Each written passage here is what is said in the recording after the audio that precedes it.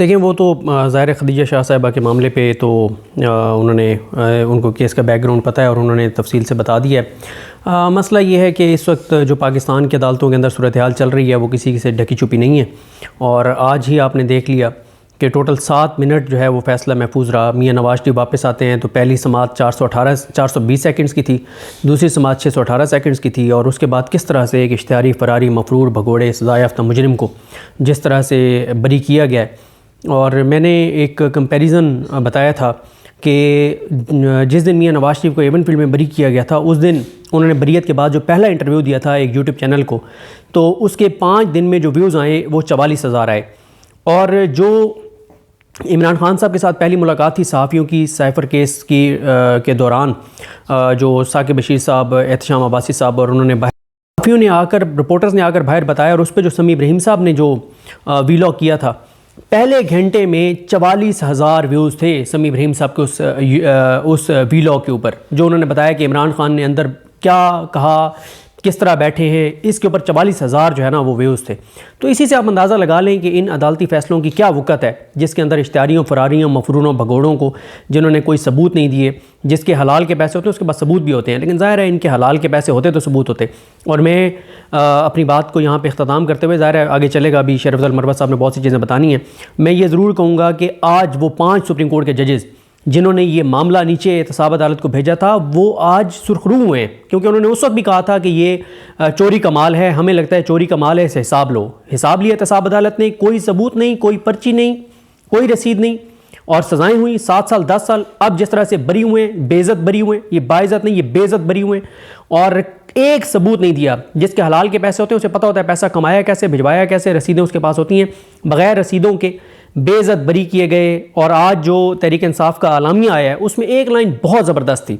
اتنی زبردست لائن تھی، میں معذرت کے ساتھ میں بس یہ جلدی وہ لائن جو ہے نا وہ ضرور پڑھنا چاہوں گا، کہ آج کی وہ لائن جو ہے نا وہ سب سے امپورٹنٹ تھی، جس میں یہ کہا گیا، یہ لائن ہے کہ اپنا منہ کالا کر کے جنہوں نے اس بے شرم لاڈلے کو غسل دینے کی کوشش کی ہے، وہ اسے میدان میں کھڑا کر کے اسے انتخابات لڑنے کی ہمت بھی عطا کریں۔ یہ پاکستان کی عدالتوں کے لیے جو پیغام تھا یہ سب سے زبردست تھا، کہ آپ نے بری تو اس کو کر دیا ہے، اب اس کو کہیں ذرا تھوڑی سی ہمت پکڑے اور عوام میں بھی آئے، لیکن عوام میں آنے کے قابل نہیں ہے۔ اگر نیاز اللہ خان نیازی جو ہمارے چیف الیکشن کمشنر ہیں پاکستان تحریک انصاف کے، آج ملاقات میں جو ہے تقریباً 1.25 گھنٹے جاری رہی، اور خان صاحب کو ہم نے 2-3 چیزوں سے آگاہ کیا، بہت ساری چیزوں سے وہ پہلے سے جو ہیں آگاہ تھے، لیکن جو سب سے پہلے خان صاحب نے ریئیکشن شو کیا وہ تھا کے پی میں کنونشن پہ۔ آج انہوں نے انتہائی مسرت کا اظہار کیا، بہت ہی جو ہیں وہ خوش تھے، اور آج بڑے موڈ میں لگ رہے تھے۔ پہلی دفعہ جب سے یہ گرفتار ہوئے ہیں خان صاحب، میں نے آج اس کے چہرے پہ اطمینان اور سکون دیکھا، اور انہوں نے گرچہ ان کے پاس بڑی تفصیلات پہلے سے تھی، لیکن تمام اضلاع کے کنونشن کے انہوں نے بہت ہی گہرے سوالات کیے کہ کس کی کیا پوزیشن تھی، کس طرح رہا، کیا کہا۔ خصوصاً نوشہرہ کے کنونشن میں میری تقریر کے بارے میں انہوں نے پوچھا کہ پرویز خٹک کو جواب کیسا دیا۔ خان صاحب جو ہیں وہ دل پہ کینہ بالکل نہیں لیتے ہیں، لیکن جو پرویز خٹک نے جو تعزیانے جو ہیں پہنچائے ہیں اور جو تکلیف خان صاحب کو دی ہیں، وہ جب بھی ان سے ملتے ہیں تو ان کا ذکر جو ہے خان صاحب کے لبوں سے نکل ہی جاتا ہے۔ تو میں نے بتایا کہ کس طرح کنونشن میں جو ہیں وہ ساری تقریر کا ہمارا فوکس ہی پرویز خٹک تھے، اور پرویز خٹک جو ہیں اس کے خلاف جتنے عوام نے کنونشن میں نعرے لگائے، لوٹے وہ خود لائے تھے، عوام میں اچھال رہے تھے، پھر لوٹے کی آواز سنائی، جو انہوں نے بڑے ہی انداز میں اس کو انجوائے کیا، بہت ہی مسکراہٹیں بکھیری، اور وہ بڑی مطلب ہے کہ پرسکون ہوئے کہ جی اس کو ہم نے 2 ٹوک جواب دیا۔ کنونشن میں نوشہرہ کی اسٹرینتھ باجوڑ اور کوارٹ کی اسٹرینتھ جو ہے اس سے وہ کافی متاثر تھے، اور انہوں نے کے پی کے لوگوں کا شکریہ بھی ادا کیا۔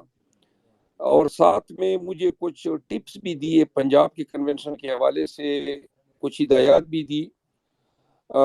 ہم نے خان صاحب کے حکم کے تحت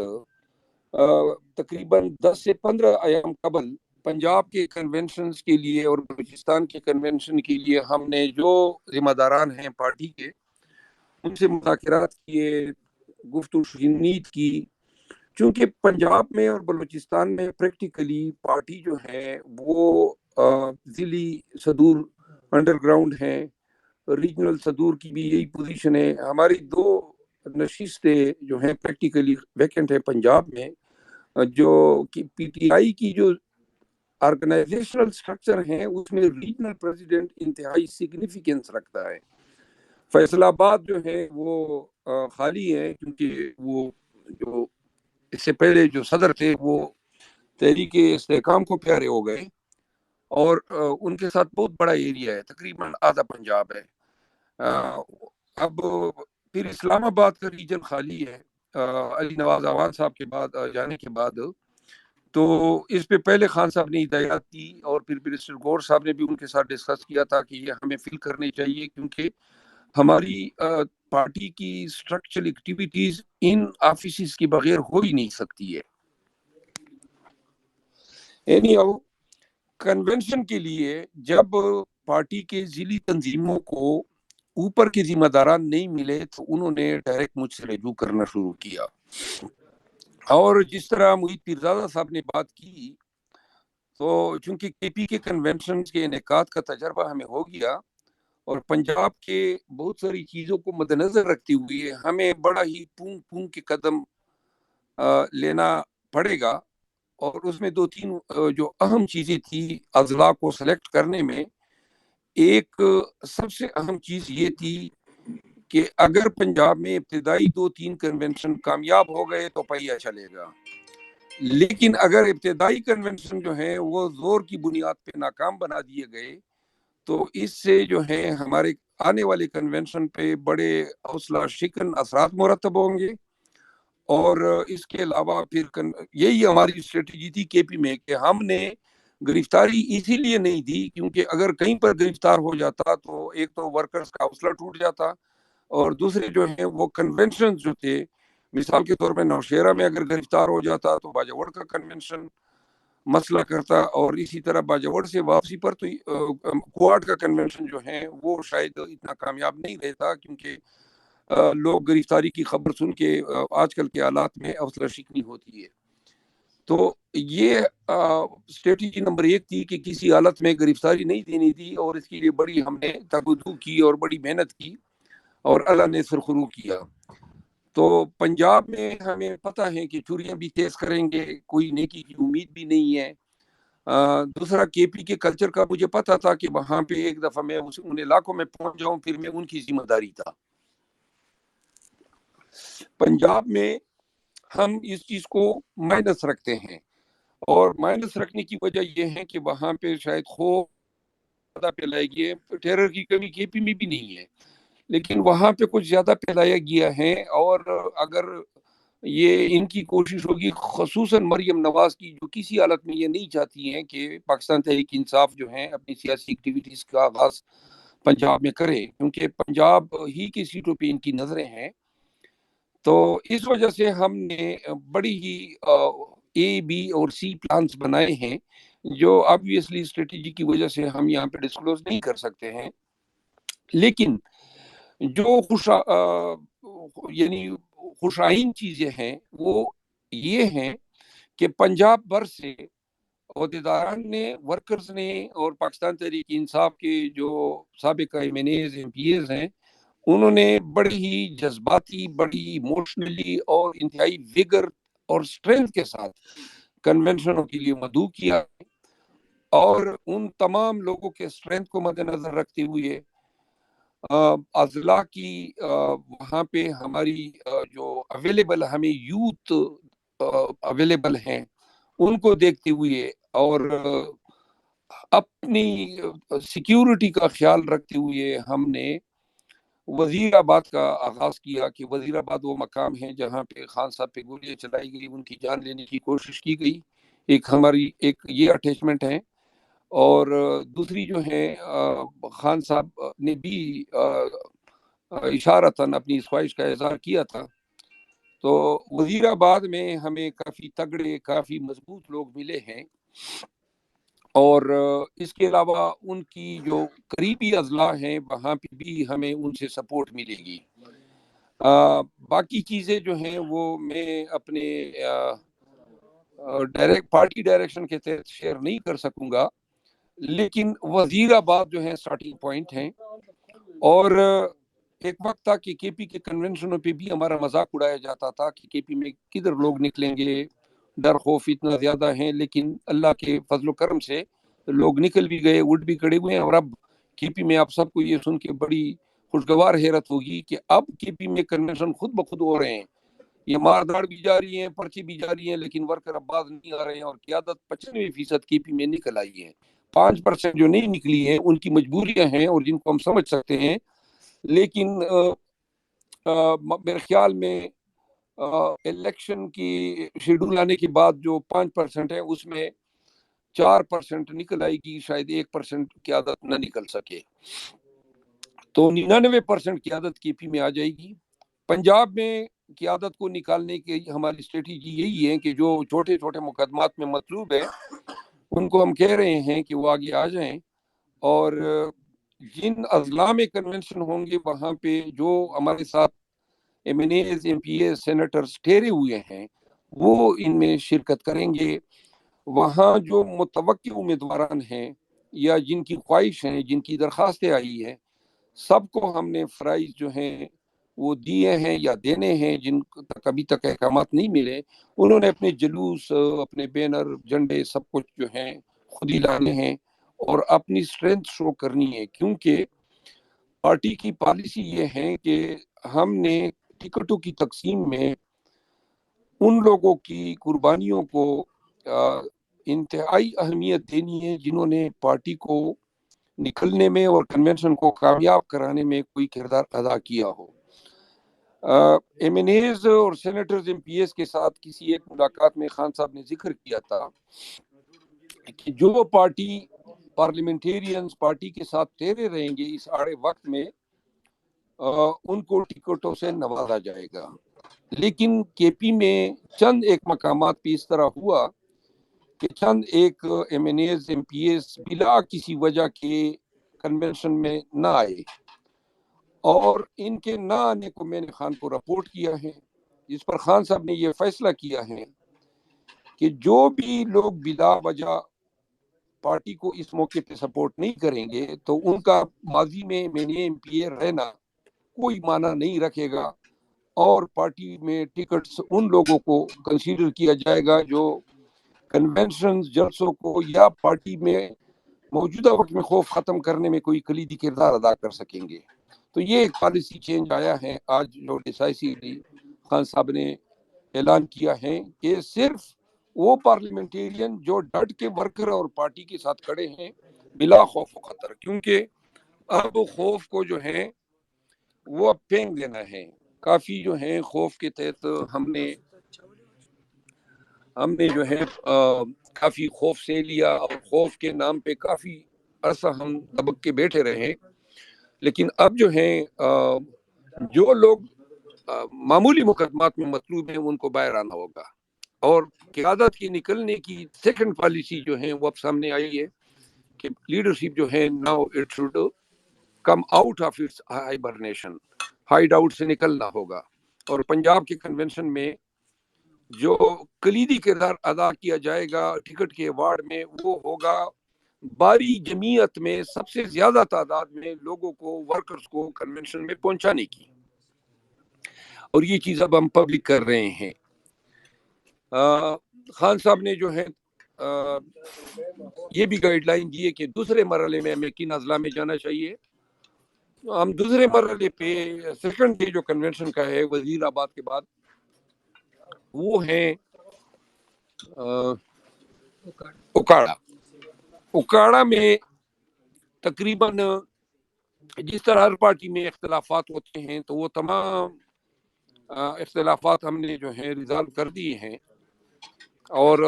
وکاڑا جو ہے سیکنڈ ڈے ہوگا. اس کے لیے بھی ہم نے اپنی اسٹریٹجی بنائی ہے. ہمارا تیسرا جو ہے وہ کنونشن نہیں ہے بلکہ جلسہ ہے, اور وہ جلسہ ہمارے ساتھ پیر صاحب ہیں. میں ان کا نام اس وقت مخفی رکھ رہا ہوں کیونکہ ان کی خواہش تھی 22 کو وزیر آباد, 23 کو اکاڑا اور 24 کو پیر صاحب کے ساتھ جلسہ ہوگا, اور اس کا مقام کا اعلان کل تک ہم کر دیں گے. صاحب بہت بڑے جدید نشین ہیں, پاکستان تحریک انصاف میں شمولیت کا اعلان بھی کریں گے. ان کے تقریباً 1 ملین فالوورز ہیں پنڈی, اسلام آباد, اٹک اور چکوال میں, اور بہت ہی ڈائی آرڈ ان کے سپورٹر ہیں, اور بقول ان کے 30 سے 40 ہزار ان کے اپنے مریدین اس جلسے میں آئیں گے. ہم پی ٹی آئی ورکرز کو بھی اس جلسے میں لائیں گے, تو ہم یہ جلسہ بھی انعقاد کر رہے ہیں. ہمارے ساتھ کچھ اور بڑے ہی جید نامی گرامی پیر صاحبان شرکت کر رہے ہیں پنجاب سے. ان کی شمولیت بھی اسی طرح جلسوں میں ہوگی, اور وہ ان پیر صاحبان کی اپنی ذمہ داری ہیں.